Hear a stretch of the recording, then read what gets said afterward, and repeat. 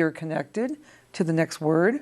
I'm your host, Chris Warnke, and tonight we're going to talk about a really serious topic, child trafficking.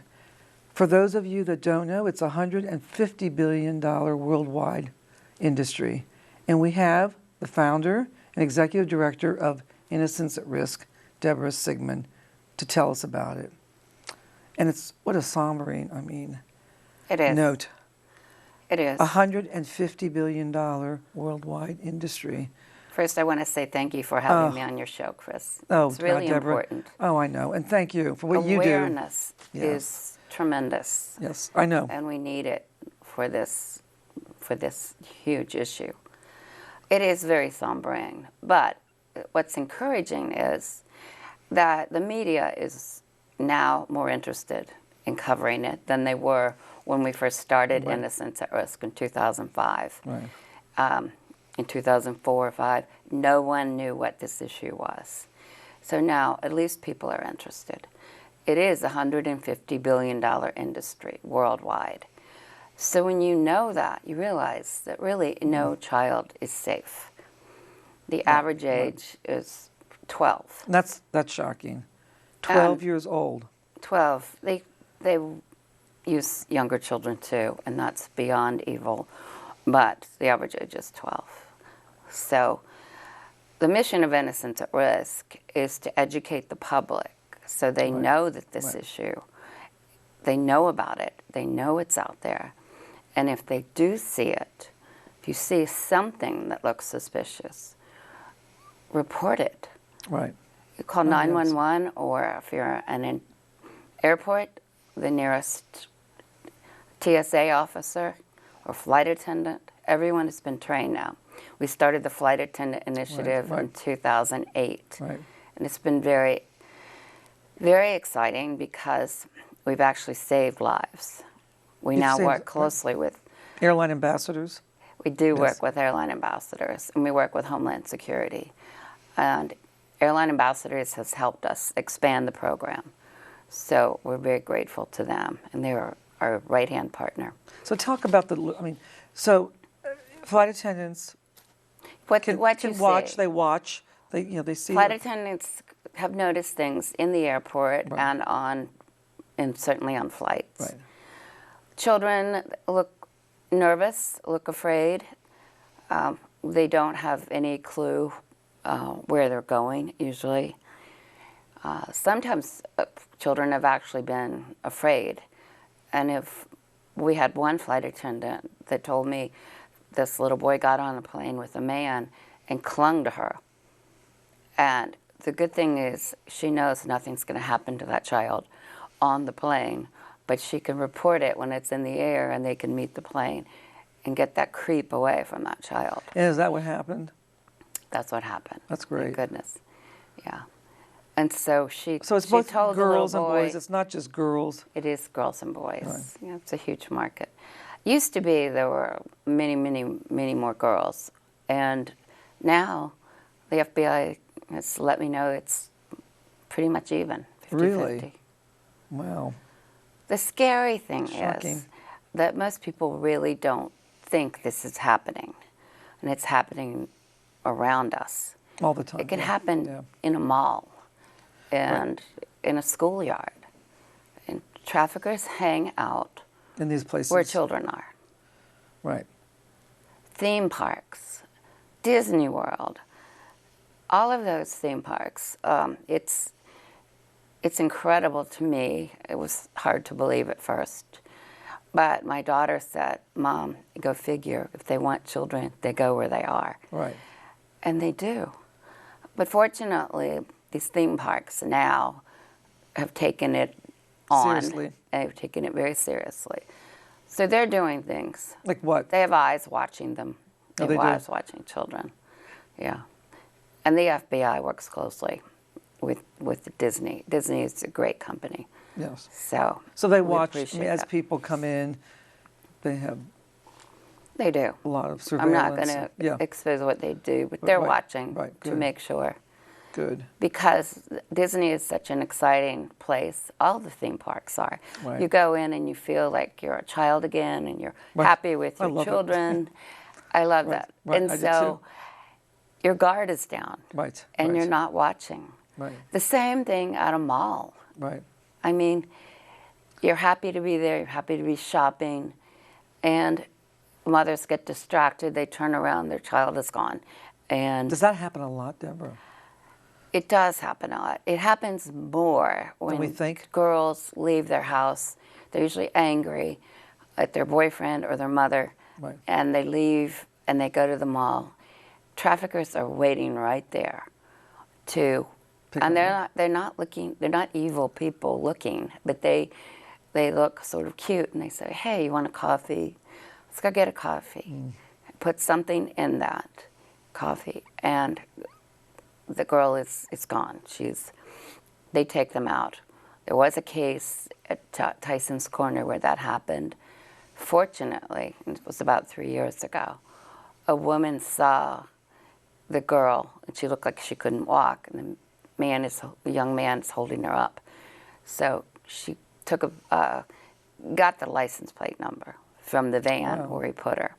So they were able to find the van, and there were girls in a warehouse. So that's how serious this is. You know, it's a business.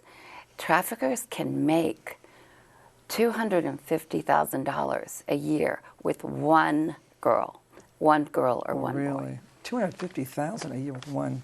Yes. So it's so profitable. And usually, until now, there's been very little risk. And it's been easy to operate because people don't know this is really happening. It's been very little risk because nothing really happens to them. Right. It's hard to prove that they've ever committed a crime. But thank heavens that these laws are changing.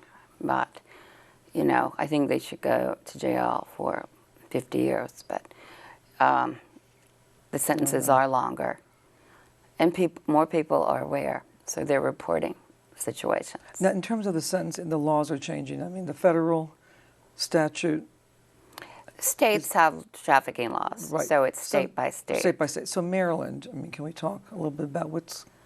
Maryland initially did not have a very good rating. One of our partner organizations, Shared Hope International, did a system where they rate the states. Oh, they do. According to their laws and their prosecutions. But currently, they're much, much better. And Virginia also. Now, in D.C., there were cases. I remember thinking back a couple of years ago, 5 years ago, 6 years ago, where they had actually raided a downtown office on 14th Street and K, a human trafficking center. I don't know if you recall this. Yes. Did you recall that? Deborah, I'm not sure all the circumstances, but I just remember it was shocking because it was an office. An office building where there have been raids on hotels. Tina Front from Courtney's house called us and said, oh my gosh, we need your help. We have 2 girls. One's 11 and one's 13. And thank heavens the police called me. Didn't just take them and throw them in jail. That's what they used to do. But now they're victim very much sensitive. So they did call Tina. They call a service provider. So that would be what they should do. And she said, but we have nothing for them. They were picked up at a bus stop and brought to a hotel on New York Avenue. Wow. And the FBI did a raid. Someone called 911, and then the FBI was called. They came in, and thank heavens rescued the girls. Oh, wow. But they'd already been in that hotel probably for several hours and being raped by Ben, you know, an 11-year-old. Wow. Just heartbreaking. It's heartbreaking. Oh, my God. So I said, Tina, we can help. We can help. We can get jeans and T-shirts and flip-flops. And then she said, and they like teddy bears and Barbie dolls. Right. And then I just stopped and I said, this is really horrible. Yeah, and that was, so looking at the issue, if you see something, let's say, in a train station, I saw something once on the train actually. Well, now the conductors are trained. They are. And so you can, just like flight attendants are, Amtrak has done a great job with having trainings for their employees. So you're on a train, you can also call 911, but you're not certain where that person is going to get off or right.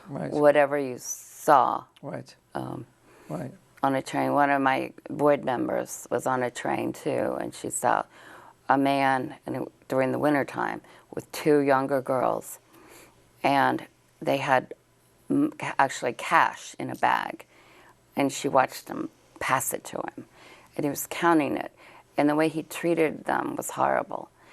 And so she called me or texted me. So I called, but we had no way to know. I said, they're on this train, and it's probably going to be in Washington. And so we did report it. So hopefully something was done. I called you one time from the train. That's right. Remember? That's right. And I asked you what I should do. When you called me, I can easily report it. Yeah. Flight attendants sometimes are hesitant, and they've called me. But now there's been so much training from us, from airline ambassadors, from the Blue Campaign, from DHS. Flight attendants are usually pretty comfortable to just ask the pilot to call, and the law enforcement comes. So they'll be there at the gate when the plane arrives. They'll decide to meet them wherever they meet them. Wherever they meet them. They take care of the situation. They take care of it. That's all we said. It's so exciting. No, it's an incredible program what the Airline Ambassadors has done in partnership. Yeah, well, we actually started it in 2008, and then I took it to Nancy and others. Nancy in 2009, and we continue to expand. Well, it makes sense. I mean, trainings. These are all people that are out there every day that are dealing with the public. They're the first line of defense. They're the first line of defense, and absolutely, it's great. And I know the training program is pretty intense. I mean, if I recall, it's what, well, 1 or 2 day. No. How's that? Initially, when we began, when Sandra Ferrini from American Airlines came to us, said, we see what you're talking about, but we don't know what to do. Children getting on planes, sometimes they're drugged.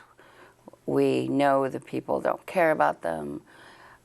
We just are so upset because we don't know what to do. Right. So we produced this training brochure. Okay.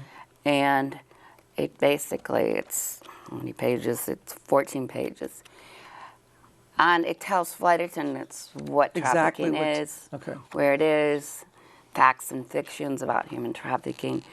And it's done. Fortunately, I had a PR company help me do this. They volunteered their time. That's great.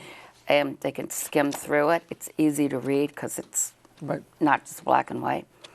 And they say, I've seen this, or saw it last week. I wish I had this. And this was telling them to report it to the National Human Trafficking Hotline. The hotline, right. Which we still do. So we either report it to the hotline, or if the pilot is involved, then he calls law enforcement directly. Okay, well, this is great. This should be in the classrooms. I mean, this should be... Well, we had a colleague at American Airlines that wanted it in the back pockets of every seat. Absolutely. And there should be a campaign for that.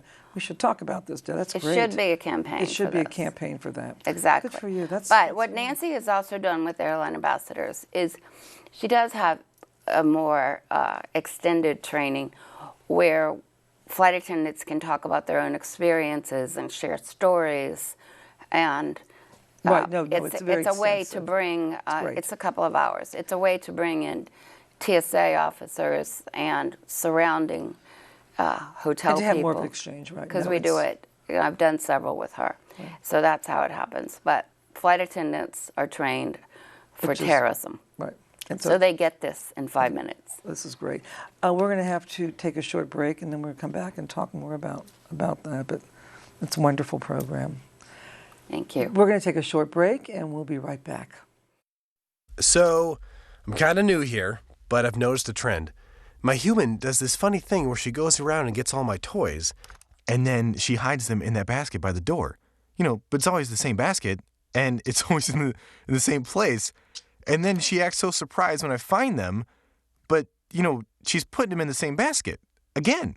It's like, hello, that's where you put it last time. You were the worst at hide and go seek. Welcome back. You're watching The Next Word, and tonight we're having a conversation about child trafficking. Deborah Sigmund, founder and executive director of Innocence at Risk, is here tonight, and we are talking about this $150 billion worldwide industry. And I keep thinking $150 billion, but after you tell me that one trafficker can make $250,000 a year on one child, right. That's quite shocking. At least. Yeah, At least that. At least, wow. And the other horrifying fact is, when you think about this, to get into drug trafficking, you need cash. Right. To get into child trafficking, You don't need cash. you only need a child. Wow. That's when these children just go missing. It's heart-stopping, and Wow. people need to pay attention. So you feel people are, with this campaign that you've been doing for 12 years now, you feel like you're getting traction with Department of Homeland Security and with the FBI and other agencies, of course, but also the public, which is important for everything. And other NGOs, too. And other NGOs, right. We're on a D.C. task force in Washington, D.C., D.C. Task Force Against Trafficking. And we meet with NGOs and prosecutors and the Attorney General's office and law enforcement, and it's the mayor's representatives, and to compare information and talk about events. We did a joint screening of the film Sold, which is an excellent film, with the director, Jeffrey Brown from LA. He's an Academy Award-winning director. Wow. And the producer is Jane Charles. The film is specifically done for organizations like Innocence at Risk to use it as a training tool. Right, which is wonderful. So it's fabulous.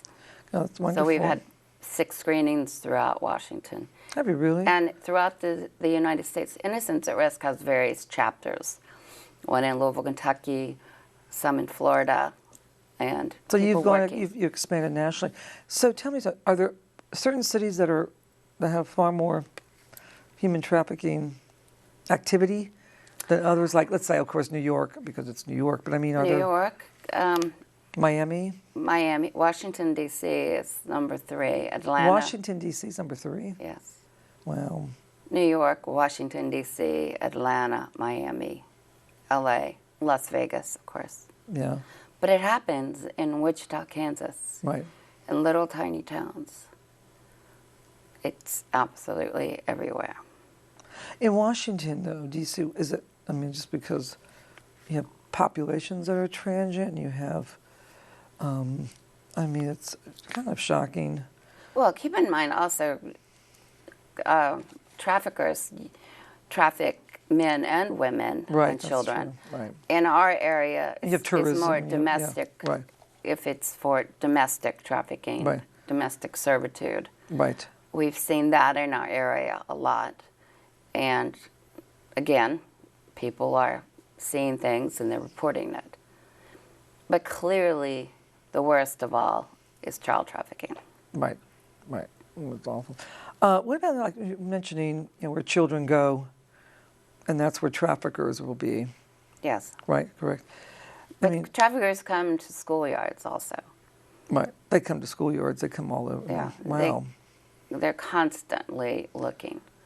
So we want parents to be vigilant, and other people too, because, it's all of our responsibility to help keep children safe.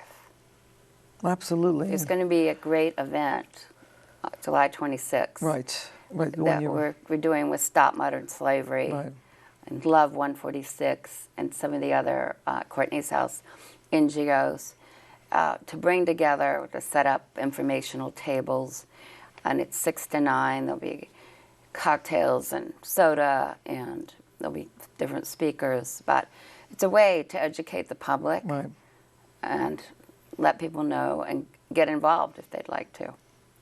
No, and I think it's wonderful what you're doing. I mean, just, you know, Thank you. educating the people, you have to. I mean, people, you know, because you don't think about it. You don't think that trafficking is going on, you know, on 14th and K, in an office building. Going on in this neighborhood. Right, right. It's just Going on shocking. everywhere. Yeah. No, And, it's shocking. You know, it's just incomprehensible and just tragic. I mean, Well, we I have think the learned that kids- awareness is prevention. right. And I know that myself, when I first learned, I was the mother of a teenage daughter. Right. And I became much more vigilant. And I educated all of my friends and who were mothers, and they did the same. I mean, that's basically how Innocence at Risk got started. So that's how it got started. I was going to A ask you, lot Deborah, of- how did you get started? We're all active in the community, but I just couldn't imagine that this could happen to a child. And to your own daughter, or to your, yeah, I mean, to our own Of course, daughter. that was just, and so, therefore, I said people need to know about it. But we learned, we were working with the State Department, and they told us, we need you to help create awareness. And we were working with the embassies and asking them, what are you doing in your country? Can you do more? And so we continued to do that type Right. of work. But So you started in literally a kitchen table, as they say. no, we were actually in the private dining room at Cafe Milano. So do you, and all of you got together and said, let's just start this. And good for you, Deb. Exactly, yes. I had actually given a speech about it. I'd been learning about it all summer and met this wonderful woman at the State Department who was Undersecretary of State. And she said, please help us. So they were giving me information, educating me. And so we were learning constantly, also from the United Nations. So I was just passing on the information. And I had given a speech about it at Capitol Speakers Club in Washington, D.C., which many ambassadors were attending because their wives were in the same class with mine. And everyone there was like, we have to do something. We have to do something. And I So- love your titles. I mean, it Yes. captures everything. I mean, Our innocence, my risk. Yep. former priest and board member, Stuart Kenworthy, really gave us that name. Oh, he did. What wonderful, He wonderful helped name. have me select that. Wonderful. Well, it does. It says everything. It says everything, right? Right. And They you're, are innocent children, and that's and the they other are at thing. risk. Yeah. Children have no clue that they could be at risk. So we started this Kids Stay Safe campaign, and we want to make sure children are safe. So we're going into schools. We have been for the last 2 years, and showing films, talking to them, bringing in. That's great, Deb. Other NGOs are doing the same thing because they need to know that they are at risk. And they're very grateful once you've come Right. to talk to them. And the boys especially feel very empowered then to do something to help the younger children. And, their world is social media. Right. So I've asked them to share the information. And they are. They're all sharing it. And throughout the universities, too. This is a great hope that this next generation is going to really be able To embrace it and to end it Yeah. once and for all. But so on the one hand, though, social media is wonderful because it obviously you can expose the issue and educate people using the incredible tool. But on the other hand, does it also The empower traffickers use social media all the time, all the right? time. All the time, and they try to lure right? young girls and boys So constantly. are you looking at training in that space? Is that something that? Well, I will say there are people, this is one of the things that security is doing. we've certainly met with companies in the past. Google is now working with DHS. Ashton Kutcher, as the actor Ashton Kutcher, has a non-for-profit and where he uses technology and they go find children on the dark web. A lot of that is where the pornography is, and it's unbelievably dark and hideous. But the exciting thing is that more and more is being done. And also our new Attorney General is really going after the traffickers, and Really? no Good, tolerance. good. There have been No tolerance. over Good. 1,000 Should not be a tolerance, yep. 1,000 arrests since January. Really? Yes. Wow. So Compared to, let's say, the year before? Secretary Sessions, the Attorney General Sessions should be definitely saluted. On that. Well, that's great. We've sent out that information. But, and they're training judges and law enforcement in every state. So this is what we used to have to do in the beginning. And Right. now we have you Congress have on our side. hopefully and an we have, army of Yes. And I will say this administration, people too. out there. Yeah. This is a priority with them. So Well, we're very grateful. That's good. And what about your national, your state attorney generals and your, your other Oh, networks? well, absolutely, because it is, what the federal government does doesn't necessarily mean that they're going to follow suit, but they have been, actually. And the states, I must say, have been working hard. NGOs like Innocents at Risk and other Shared Hope have been working the states Yeah. and yeah. getting them to do something. Right. Now, Deborah, I know everything. Of course, I know how you operate. You need, you get funding through people that care and obviously donate through to your foundation. Yes, because we do not get federal funding. Yes, you don't get federal funding, no. Or local funding Right. from, well, D.C. is not a state, so we Yeah, wouldn't need to do right. that. But still, you don't get any. So your website and your InnocenceAtRisk.org. Right. Okay. So And if people we want to do help, need or support. people want to help you, not even just help you with money, but of course help you with their own time, their resources. Right. Call you and go to you, and Right. you need your Contact us. Yes. Okay. Contacts us at the office. That's great. And our phone number is 202-625-4338. Good. Remember that. 625-4338. Great. Exactly. Yeah. And we are on the website. Yeah, that's great, Deborah. You've And done a coming great to job. July 26th event is a great way Right.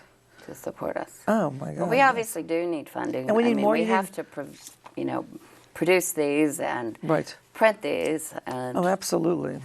And having events in Maryland, right? This one's going to be in Exactly. Virginia, I know, but exactly. hopefully you'll. Well, usually what we consider is D.C., Maryland, Virginia. Right, is all. Is right, all. Right. And certainly the one on July 26th will be, Will be everybody. D.C., Maryland, Will be Virginia. everybody. Well, Because Deborah. all the NGOs work Right. in Maryland. Right. But thank you. Thank you for what you Thank do. you. Thank you for coming. This is so critically important. And, you started it from scratch, and I know what that's like. So congratulations for getting it to where it is today and making a Thank huge you. difference Thank you for so our much. children. So thank you. I really And appreciate come back it. to. Thank you for Okay. Oh, you are welcome. for caring and having me on. Yep, absolutely. You've been watching The Next Word. Thank you very much. Have a great night.